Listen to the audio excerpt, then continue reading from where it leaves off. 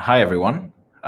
This is Philip Sobietsky. I'm a relationship manager at Netguru, and with today's session of this LinkedIn Live, we will be actually kicking off Disruption Talks, which is an extension of Netguru's Disruption Forum. The closest one is coming on this Thursday, and it's about sustainability. And Ezra, our guest to date, will also be one of the panelists over there. So we will be sharing links with you how to attend that event.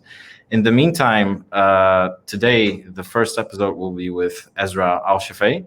And before I hand over the voice to her to give herself an introduction, I wanted to briefly introduce you. You're a voice for LGBTQ in the Middle East. You're an outspoken defender of freedom of speech, Bahraini civil rights activist, a blogger, and most importantly, founder and executive director of Majal, which we will hear about more in a moment.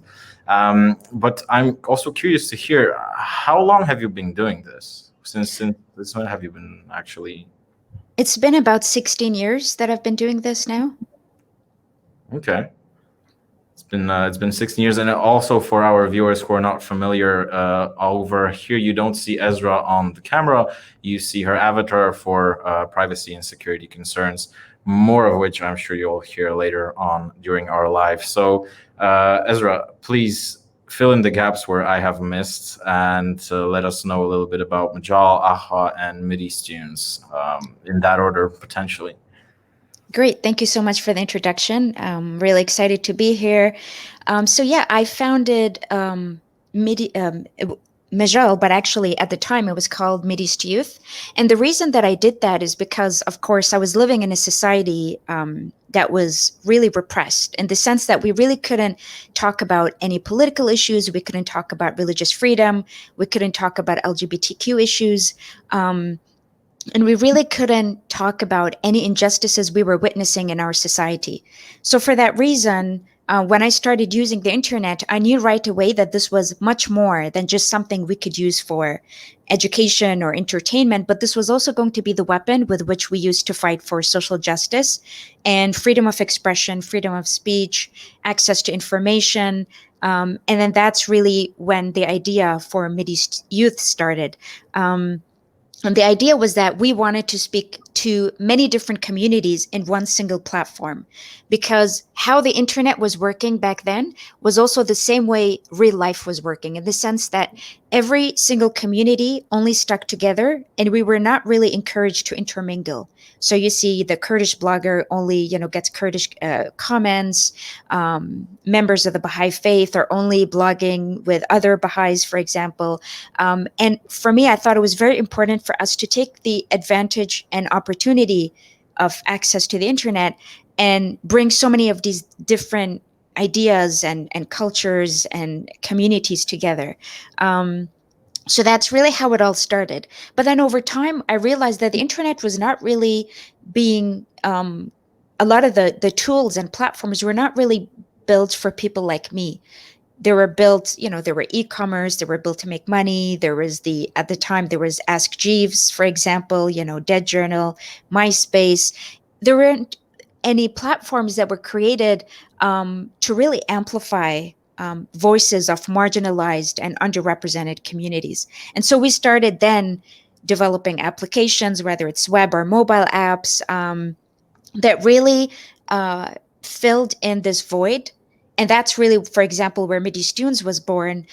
We saw that there were a lot of young musicians using music as a tool for advocacy, because it was a way to bypass censorship and surveillance. And of course, in our societies, we have billions of dollars invested on an annual basis to censor individuals, because, of course, many repressive governments are completely threatened by the power and influence of the web.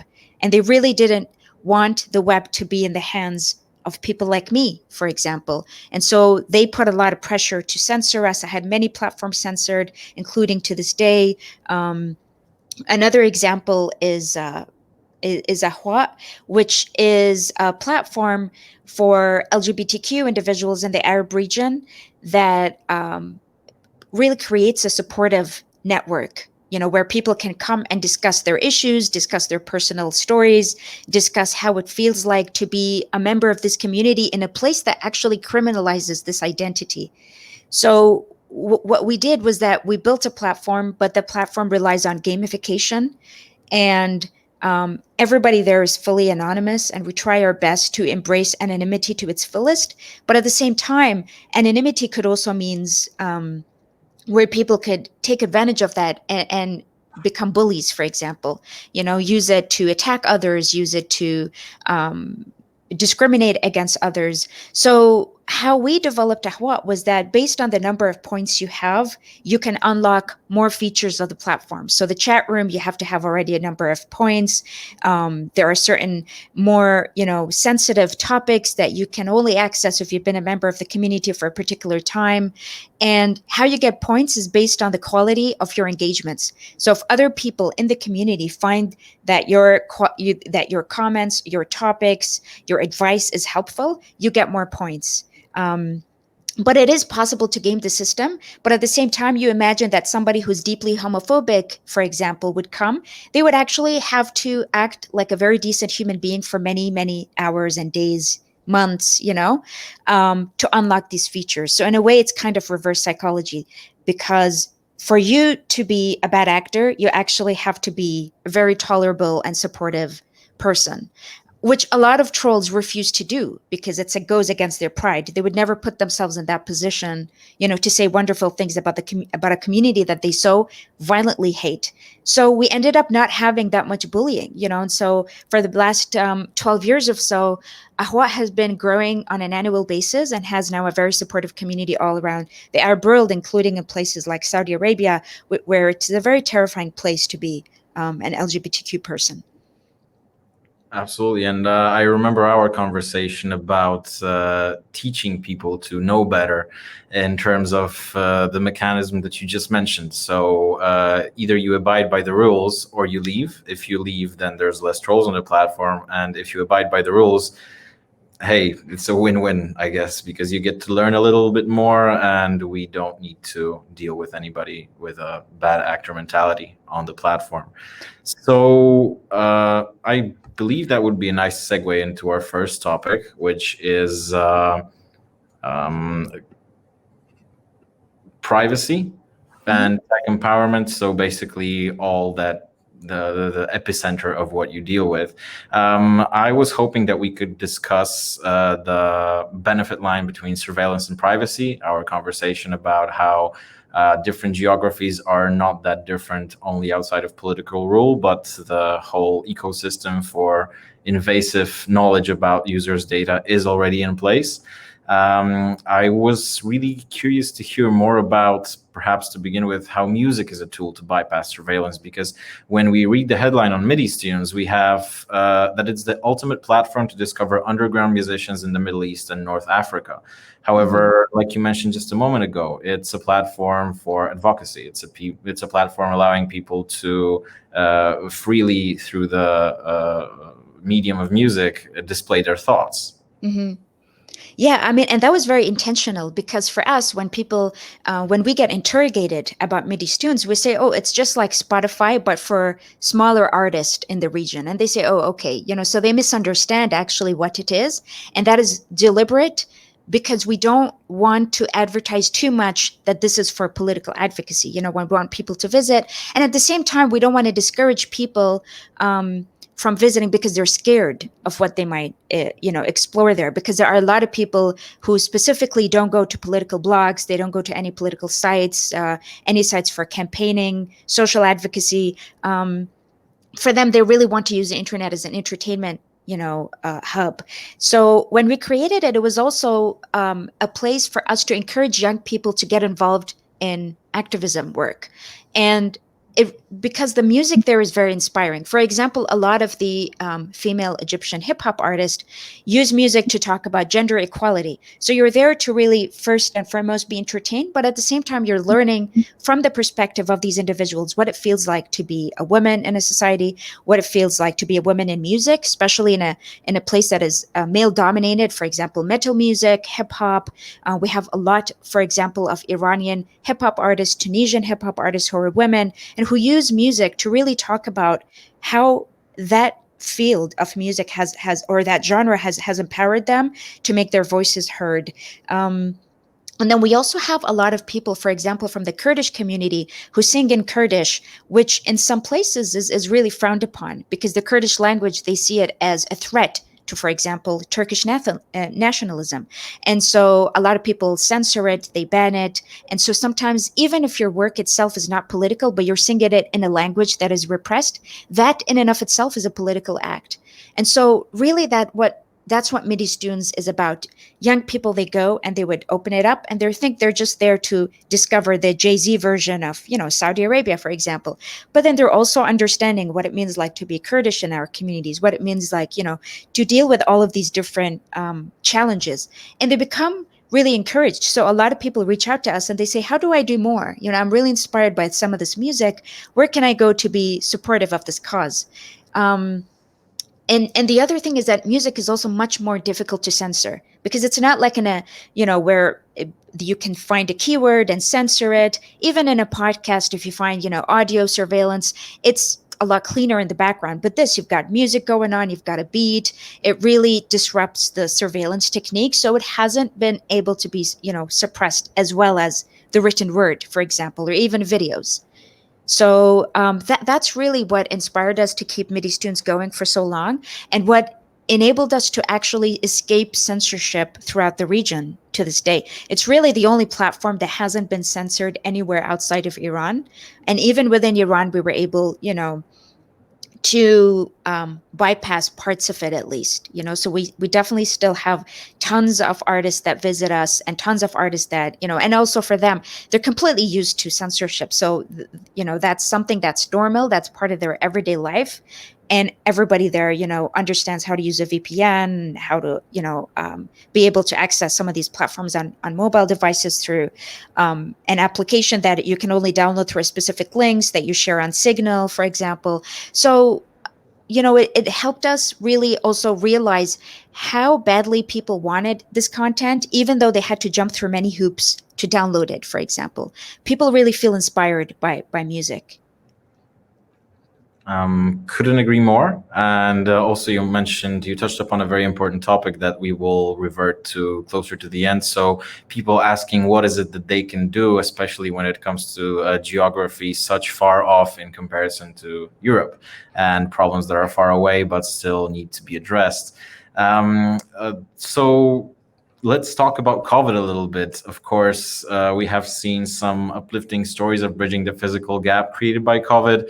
I know that Netguru, for a fact, has engaged in several local and international initiatives trying to help out people in need and make sure that the situation doesn't affect them or their health or their well-being. But obviously, the next thing that comes to mind is contact tracing apps. And contact tracing apps, of course, when we hear about them, let's say in the UK, we don't have that big of a hesitation to download it. When we hear about it somewhere closer to Central Eastern Europe, I'm pretty sure that there are some people asking questions and trying to look into the code to understand how the app works. I'm curious for you to tell me contact tracing apps and any COVID measures that you've seen in the Middle East. And what was the response, and what are the risks that you see with applying that in such a space, because this is medical data after all. Mm-hmm. I think it's unfortunate, that we're in this situation because so many of us have been fighting for privacy and no surveillance for so long. And it took something like COVID to take a lot of that that power back and put it in the hands of the government, because now the government says we're doing this not just for quote unquote national security. Now they say we're doing it for your safety. And it's working on some people. They say, well, of course I want an app like this on my device. Of course I understand the usage of drones, because the usage of drones was also being used to ensure that people were not protesting, they were not gathering illegally. And now they say, oh, well, there's drones, but also it's to make sure that people are social distancing. But it's actually collecting data because we still have many political issues. There are people who are being imprisoned. There are people who are being executed. There are people who are, being punished for speaking up. Our problems didn't go away just because COVID came. But now we think that many governments are actually using this as an excuse to double down on surveillance, but now they have the perfect way to do it. And they said that this is for medical data. This is so that we can protect you from COVID. We're doing this for you. But really, they're doing this as a long-term measure to know, to understand everything about us, and so soon when people have contact tracing apps on their phone, the next app they download that does have other tracking techniques, it normalizes that behavior. It makes it seem like it's okay for me to be tracked everywhere, for people to listen into my conversations, because maybe they will be using it for my benefit. And there is, unfortunately, that big misunderstanding. Just because a lot of people live in countries where censorship and surveillance are their norm doesn't mean that they are privacy advocates. Some of them, they are, they have a will to be politically engaged, but they don't understand so much the concern with privacy. And so for me, I mean, that is really a major point that I would stress on, is how much of it is really genuinely for medical data, which of course we question quite a bit, coming from governments that we already don't trust and who've already done more than enough, to damage the our privacy. I mean, coming from countries, for example, where just to get a SIM card, access to a phone, you need to get your five fingerprints on both hands, and you have to renew that every couple of years. Every time you renew your SIM card, every time you get a new one, every time you change your phone, you have to get fingerprinted. You have to get pictured from all angles. So I mean, this is the type of society we live in, and it goes against the very values of what it means to be. What it means to live in a society that is just and where your privacy is respected. Okay. Um, Well, if you find yourself in a situation where you can't really trust the government in terms of technology, you still, especially in your position where you want to change the world from the inside, and the inside being a very surveillance state, how do you choose, or how do you find a accountable and a morally aligned tech partner? I know we discussed this. It would be great for our listeners here to discover more about not necessarily Netguru and you, but basically the journey itself, the issues that you encounter when you try to find talent locally, and then when you switch to international talent, what are the problems there, and how did you manage through all of this? Yeah, I mean, this was a very difficult journey for sure. So, 16 years ago, a lot of these types of issues that we see online were not very prevalent. So, access to developers who were aligned with our values was actually very difficult. Either the developers were fully aligned, but were completely terrified of getting involved in this type of work because they felt that they might never find employment again, which is true. For example, if you apply for a job and they find out that, hey, you actually were one of the core developers of an LGBTQ platform, you will not get that job because you will be seen as somebody who did something wrong morally and politically and ethically, in the eyes of the employer. And people didn't want to waste time building something that they can't go and look for a job. And they say, well, what have you been doing all these years? And they say nothing, because they can't say they worked on Mideast Tunes and all of these types of programs that were for human rights, because they have to keep that a secret. So that meant that a lot of people, including students who didn't want to be expelled from school, really didn't feel that they wanted to give us their expertise and capabilities. We still had a lot, but it wasn't enough. We had, for example, our system administrator was in Syria. Before Syria, what happened to it. Syria was a hotbed for amazing developers. For server administrators, open source developers. It's where we went when we wanted to find really deeply knowledgeable collaborators. Same thing in Palestine. Same things in many places that really have a lot of challenges. But when we wanted to actually have a contract and bring some people on board and not really just rely on volunteers, because everybody was a volunteer, and it's very difficult for volunteers to be reliable, or to even for them to to have accountability that their code was clean, that it was secure, that it was being externally and internally audited continuously to make sure that it was working the way it should, that we weren't tracking people unintentionally, for example. All of this is timely, and all of this needs very specialized expertise. But a lot of people were refusing to work with us. We had video editors that said, we don't want to work with you, especially after we started our LGBTQ platform. We saw a lot of our volunteers, developers drop. And it was a very difficult thing for us, and so that was what we had to deal with. And then finally, when I started working with Netguru, I made sure that they understood all of our work. That I said, if you have any problem with the fact that we do LGBTQ advocacy, that we do, you know, this type of work, please let me know, because this is what we do. And if you're not aligned with this value, obviously we can't work with you. You'll be surprised that there were even a lot of firms in the US and in other parts of Europe that said no, that we don't want to work, because also they didn't trust us as a Middle Eastern nonprofit. They felt that, they associate Arabs with terrorists, things like that.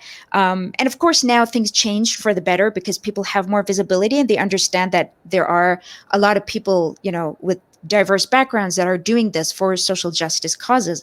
But there are also, a lot of people in the tech community who are sexist, misogynist, homophobic, racist, and especially even a lot of us that were women as part of a tech nonprofit. We also saw this in fundraising, where we were not being able to raise money because people felt that women didn't really have much influence in the field of tech. And a lot of the people who wanted to fund women, they just wanted to fund like women teachers, women in academia and research. They didn't want to fund women in tech who were doing controversial work, because they felt that we were not really up for the job. They felt we didn't have the strength or the capability, or even the emotional maturity to be doing this. And these are all things we actually heard. I mean, there are major funders out there that fund some of the biggest civic tech in the world, and they rejected us, for example, because we didn't have any male board members. They said that, that meant that we had deficiencies in our team. So you can see how bad both, a combination of racism and sexism goes throughout the industry. And it translates also to a lot of firms that they don't want to work with, a lot of women founders, or they don't want to work with people who do this type of work where they see, well, I don't want to work with anybody who does LGBTQ advocacy, for example. So yeah, I mean, finding talent and partnering with the right people is more than just, I need a Python developer and I need a Rails developer and I need, somebody to develop my Android app. It's more than that. It's about, do you really believe in what I do? And do you believe that the people deserve a platform like this, where they can be who they are without other people judging them? For me, that's key to finding a good, reliable partner. Thank you for the answer. I mean, wrapping up this topic, I know that we discussed this in person, but it would be good to hear for everybody in the audience. Are we dealing with a situation of people who are lacking education, or a plague of malicious people? Like, I don't want you to give me a percentage, 40, 60, how many people just don't know better, and that's how many people choose to do wrong. But do you find more people being reluctant due to concerns about themselves, or actively sort of imposing their homophobic and xenophobic views towards your activities? I think it's a combination of both, because there are definitely people who are aware of a lot of our challenges, and then continue to impose those beliefs. But there were definitely people who many years later, for example, I had one developer who rejected us and who stopped volunteering as soon as we created Ahwa. Many years later, come back and say that I feel so bad for what I did. I was horrible. I know so much more about the community, and I know what you're going through. And I just wanted to say that I'm sorry for what I did. And if you ever need my services again, I'll be here for you to support your cause. So there are people that change over time, especially in our community, because also we have to understand that, yeah, access to information is hard. People can't just go online and find a lot of, objective information about LGBTQ issues. The results, for example, are different when you search for gay rights in UAE versus in Poland, for example.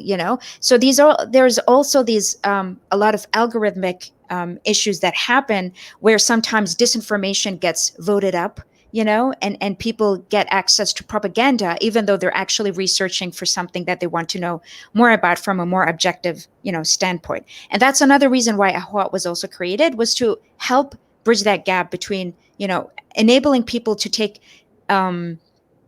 control of their own narratives when it comes to this issue, so that when developers like that, for example, come and they want to learn, well, how do I do better?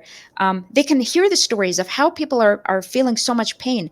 People are suicidal, for example, because they can't believe that they are a member of this community, but at the same time, they're super religious and they're not accepted by their families and they have nowhere to go. They're abandoned. So then they understand, oh, this is not a choice. This is who they really are. And it's we are only raised to believe that it's incompatible with our values and our cultures, for example. But people do change. I think it's definitely a combination of both, and I think it's a responsibility of everybody to go out there and learn and do the best job of really challenging themselves and challenging their perspectives on not just this issue, of course, but on many different types of political issues out there. Agreed. I mean, for the privileged majority of us, there's literally no excuse in 2020 to not educate yourself, given the abundance of sources that are widely available. So I think that is a good time for us to segue into our topic number 2.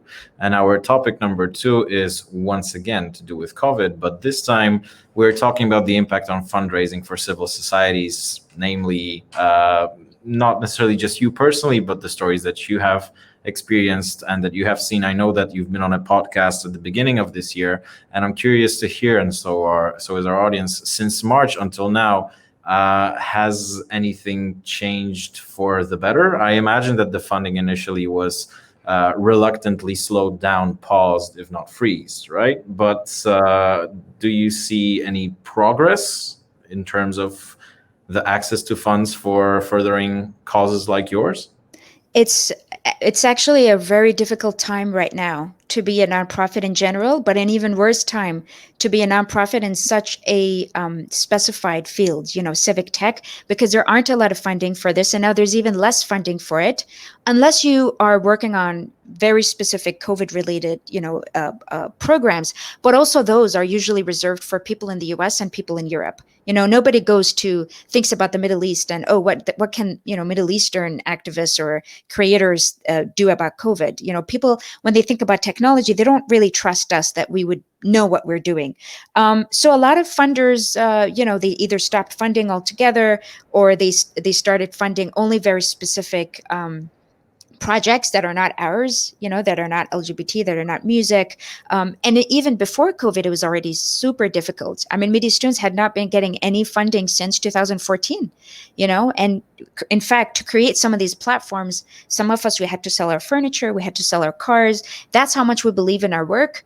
But it's hard to find also funders that are morally and ethically aligned with you. For example, we can't go and take funding, for example, from, Peter Thiel, somebody who benefits off of surveillance or privacy. And, and he does apparently, for example, fund the Oslo Freedom Forum, where people go and talk about freedom of speech and human rights. So you see a lot of these types of things where there's bad funders for seemingly good projects, and it's really difficult to understand how these two come together. For us, 16 years ago, when we were first starting out, we made a very conscious decision not to align with ourselves with these types of funders. And that meant already that 80% of the funding available, we're not going to be able to have access to, because there are part of rogue governments. There are part of, companies that profit off of dictatorship or have business and with dictatorships, for example. You look at even companies like Uber, like Lyft, like Twitter, Facebook. So many of them have major Saudi investors, for example, and some of them directly involved with the government, or Russian funders, for example, or just many others who have money that is not really their money to begin with. It's the people's money, and they're using tech to make even more profit. And so, of course, the field is rife with these types of issues.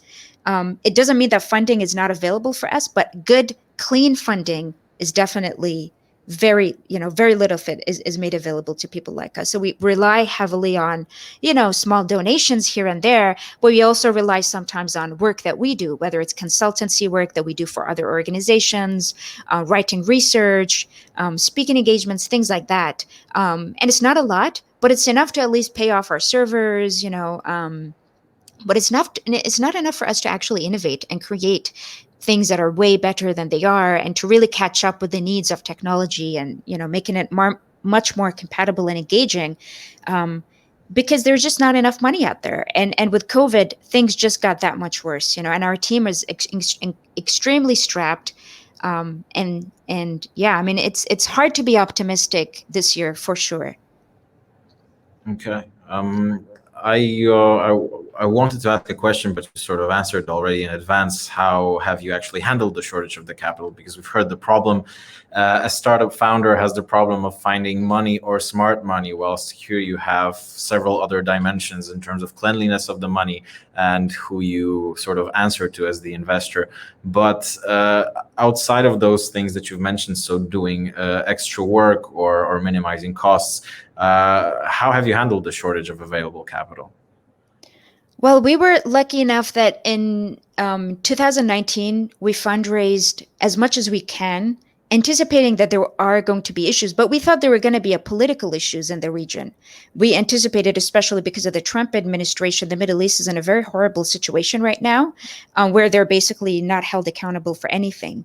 And where, a lot of people are disengaging from holding anybody in the Middle East accountable for really grave human rights crimes. So we were seeing an uptick in these types of criminal activity and behavior that was going completely unpunished. And what that meant was it was only going to get worse. So we fundraised to make sure that we give ourselves, that bandwidth.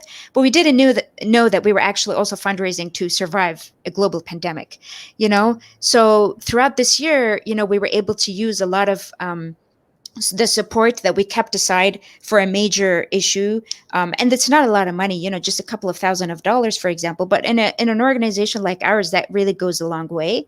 But yeah, I mean, that's really how we've been doing it. We've just been doing it sort of day by day. And then, of course, we did have some funders that we did go back to and say, look, because of COVID, nobody else is funding us. And would you consider giving us a little bit more?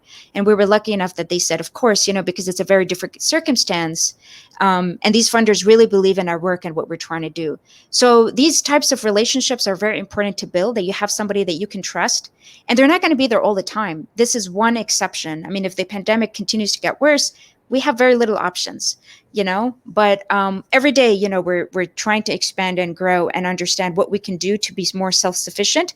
Also, because we have been a remote organization and successfully remote under very difficult challenges for over, 14 years, it is very a lot of organizations came to us to set up their remote working spaces, so that we can tell them what we use to be secure, how we manage everything, guidance on how we fundraise during this type of fear periods. And then they would give us a little bit of funding, for example. While we help them, they're also helping us. So it's also these types of partnerships that we create with other nonprofits or other small companies that are also very mission aligned with us. And of course, we only work with people who are aligned with us on our values. That's really inspiring to hear, especially the part where you are sharing your knowledge for others who would like to further similar activities to yours in terms of remote workspaces and so on. So you mentioned if the pandemic continues or goes wrong, let's play around and let's say that it doesn't. My personal take is that we will be getting even better day by day that we are, some medical advancements, some more understanding of the virus, the severity and ways to contain it. And assuming that we forego this positive scenario, what would be your predictions for 2021? I know that you personally shared with me that with any sort of activities like these that you mentioned, you, in the face of adversity, double down on investment, on effort, on caring, basically. Do you expect that perhaps once the investor panic dies down and people are not scared to spend money on anything, social causes or otherwise, do you think that we will see an increase, an uptick in funding activities in civic societies? My view on this is pessimistic in the sense that a lot of people, especially people with resources, have very small attention spans, and for them, they forget. I mean, already so many of them are not funding climate change anymore. They're not funding anything environmental. For them, they just suddenly, oh, my entire $1 billion fortune, I'm going to spend it on figuring out, COVID, for example, or I'm going to do this, or I'm going to do that. And so they're unpredictable, but they're also very predictable in the sense that, they're not reliable. And so many private foundations where the founders are billionaires and billionaire families and people who inherit so much money, first of all, a lot of them are spending their money to evade taxes. So we have to also understand that most of the funding that is in this field is not because people are very good people and want to help. It's because they want to maximize what they get back in terms of their tax deductible contributions. So that's one thing. And for them, it's really not their biggest concern to challenge the status quo, because if they do, it means that they become less powerful and less privileged, and they don't want that. So that's why you see actually a lot of funding go to programs that are just research, and they stay research. They never really become a project, because with all the money that is in civic tech, we could have done so much more. But I think the fact that we didn't, some of it is incompetence, but some of it is also deliberately, we don't want to change the system because we're terrified of having equal power. And we don't want equal power. We want to remain the most powerful people in society because we gain so much in return. And so that's why a lot of funders, when we fundraise, most of the time people come back to us and they say, we don't want to fund your project. We don't like it, but we like your skills, and we like the fact that your organization is, has a good reputation in the Middle East. So we want to use it. If we'll give you lots of money if you do this project. And the project is usually propaganda, whether it's political propaganda or whether it's something that is not something that we want to promote, or it's just a project that is, very vain, that it makes it seem like you're doing something, but you're actually not doing it. So that's how we understood how funders really work, is because we've been fundraising for so many years, over a decade. And this is the type of interactions we get, that they will fund us if we do things in a very specific way and we advance a very specific agenda, not a cause, but an agenda. And it's usually a very personal and self-serving agenda. So that's why I'm extremely pessimistic. And I would really love to find more distributed ways that we can fundraise. Of course, we get excited with things like cryptocurrency and stuff like that, but also it is still, just for us, at least in the Middle East, still a slowly evolving concept that has a lot of risks as well associated. So, we had to be very careful exploring different types of options. But I think 2021 will be a year of distracted funding, where people are, funding. I mean, right now you look at how many wealthy people are investing heavily in bunkers because they think that, zombies are going to come and kill everybody at some point. Because a lot of wealthy people are super, paranoid as well. And so a lot of people are giving money to these types of initiatives that only benefit the rich. Or they're funding, little tech cabins where you can go and build your own tech remote plate, but it costs $50,000. So they're actually creating a business only for privileged people to have access to. But it takes hundreds and hundreds of millions of, revenue or, funding to get to a place where it's profitable, for example. So this is the type of thing people are funding. They're not thinking about surveillance technology. Some of them are, but not in a way that we would feel super excited. Because also, even if you have somebody like Brian Acton, co-founder of WhatsApp, give something like 50 million to the Signal Foundation and say that my life's work from now on will be on privacy. Okay, 50 million. But, the Saudi government is actually more than 5 billion they're investing on surveillance worldwide, not just within Saudi Arabia. They want to tap into many different types of societies, and they want to have, more access to the space and really be in control of more than just their citizens, especially now that so many Saudi asylum seekers are abroad, for example, and they want to track them everywhere. And to be able to track them everywhere, that means they have to have trackers everywhere. Even tracking people who are not Saudi citizens, for example, because it gives them that more power and control for dissidents who are not Saudi nationals but are doing research about, corruption in the country, for example. So these are the kinds of things that I feel we're not ready, to confront in any meaningful way without significant funding, and that funding is simply not there. Thank you for that. Actually, this is a great swift transition into the Q&A session, because one of the first questions is actually about funding. The question comes from Shan, and the question is, have you looked into the growing category of rolling funds? I can share a brief definition of a rolling fund if that's needed.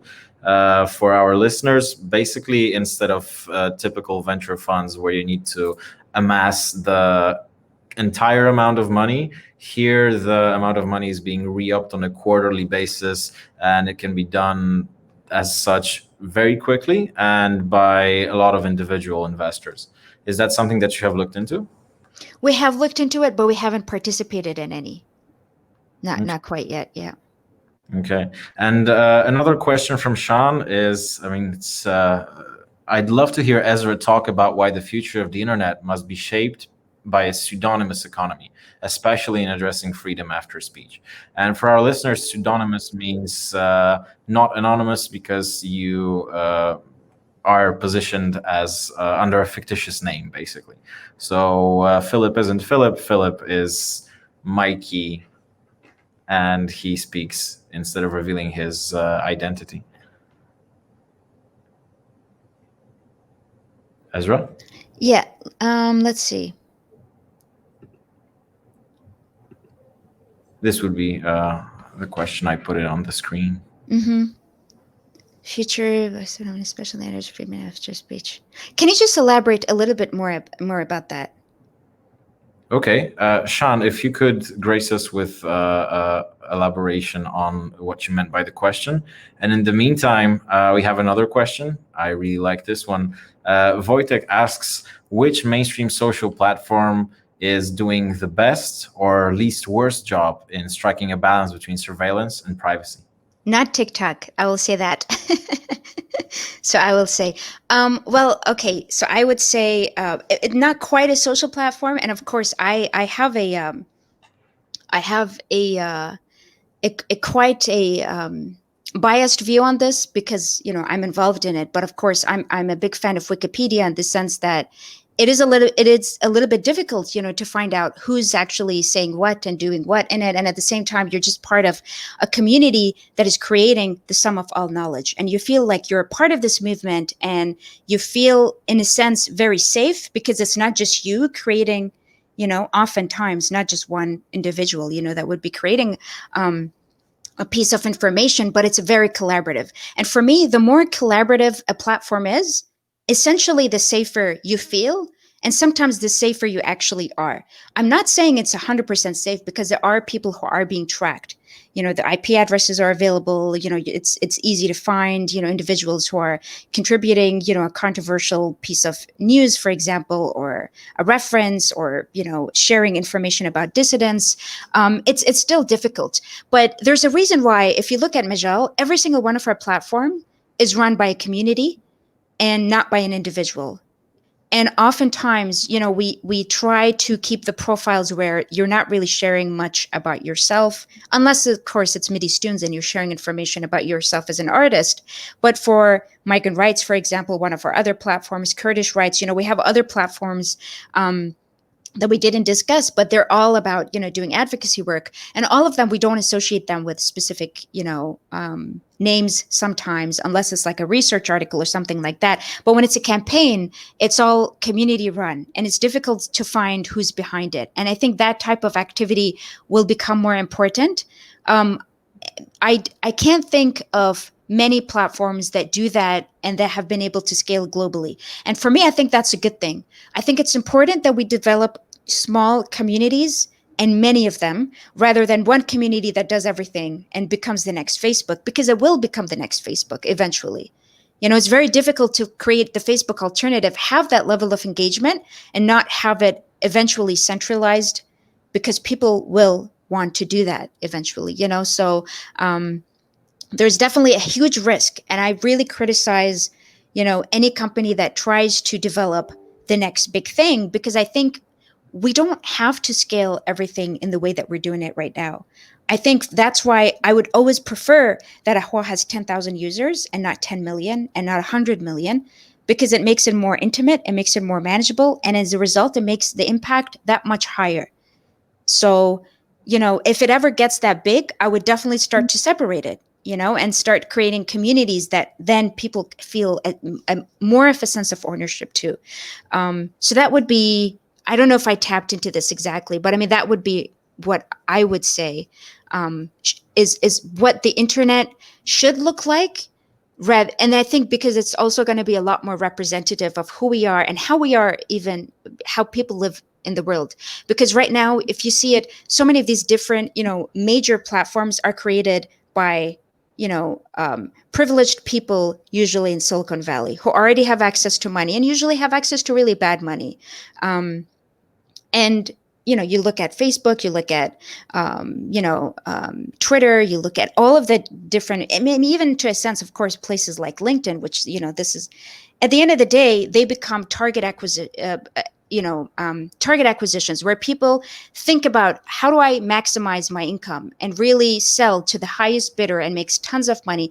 And we are really fed by this capitalistic outlook. You read TechCrunch, The Verge, what they decide is successful is who was able to sell for billions of dollars, for example.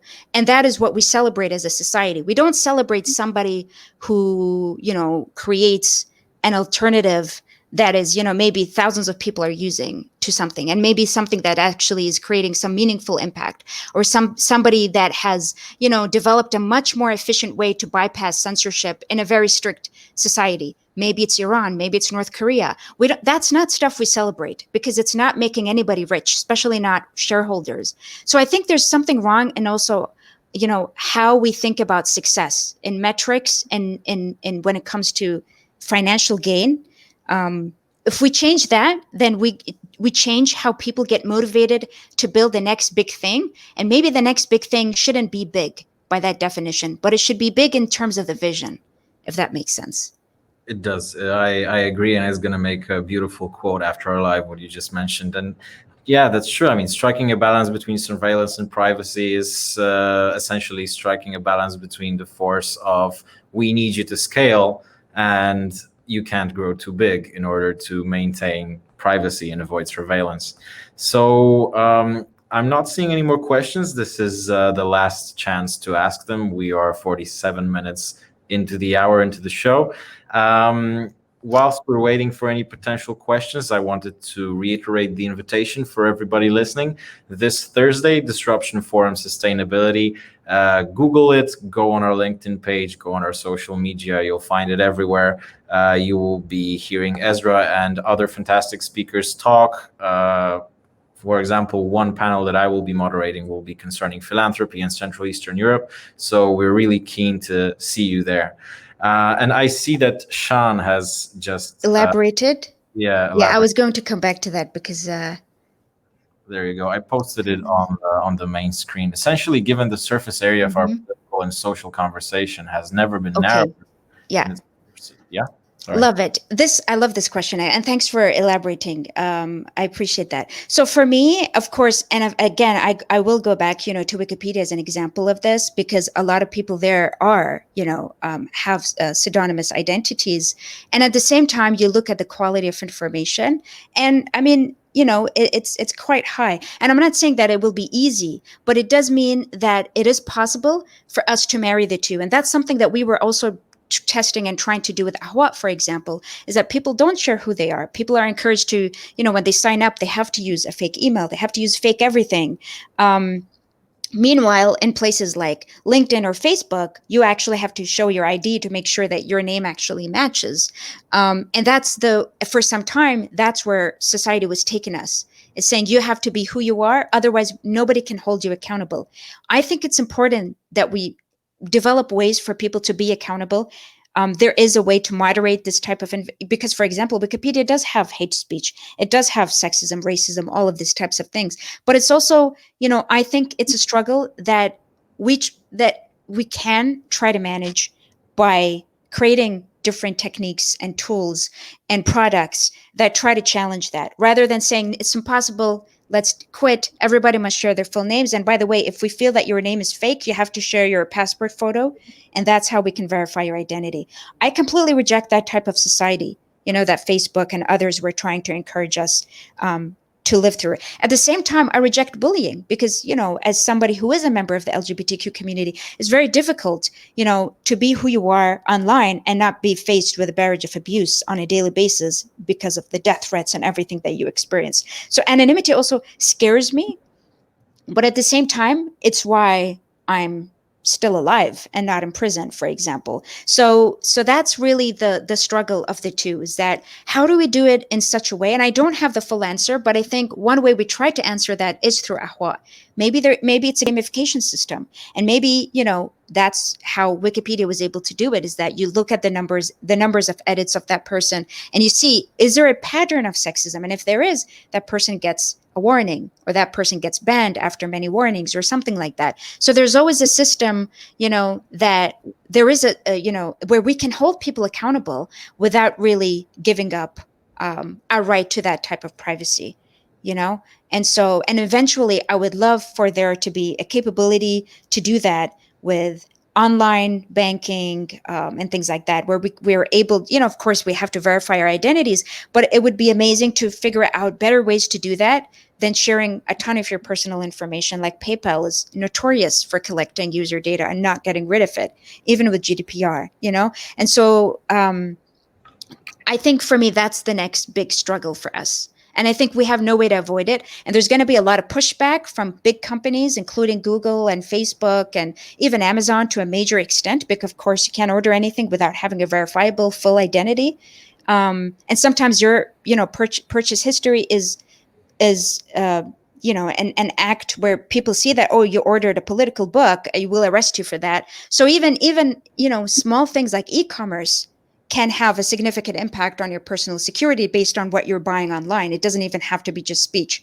So we have to, I think, figure out a way to marry the two, without compromising the quality of our interactions, and having a safe environment as human beings who are not taking advantage of the system to abuse or stalk each other, for example, or harass women online, as so many women are usually harassed, for example. I think there's a solution. I don't know what it is, but I think it would be part of my life's work to be a part of that community that figures that out. Definitely, it's going to be a tough nut to crack, but I'm really hoping that companies, even to the size of Facebook, Apple, Amazon, Netflix, and Google, will somehow find it in themselves to be a part of that change. So I believe that would be it for today. So thanks everyone for joining. Thank you, Ezra, for being a wonderful guest. And thank you everybody for the very inquisitive questions. And once again, running the risk of sounding like a broken record, I wanted to invite everybody to Thursday's Disruption Forum. We start at 11 a.m. Central Eastern Time, and at 6 p.m. there will be a panel by yours truly, Ezra, Empowering Through Digitalization, correct? Yeah. All right, Ezra. So do you have any closing remarks, or would that be it? No, I just want to thank everybody for their patience, because I do feel very strongly about this topic. So I could go on and on, but I appreciate the interest and I appreciate you having me. And I, would invite everybody, to visit majal.org and see some of the work that we've been doing. Definitely. So once again, thanks a lot, Ezra. Thanks a lot, wonderful audience, and see you in 2 weeks' time. Okay, great. Thank you. Take care. Thanks a lot. Bye-bye.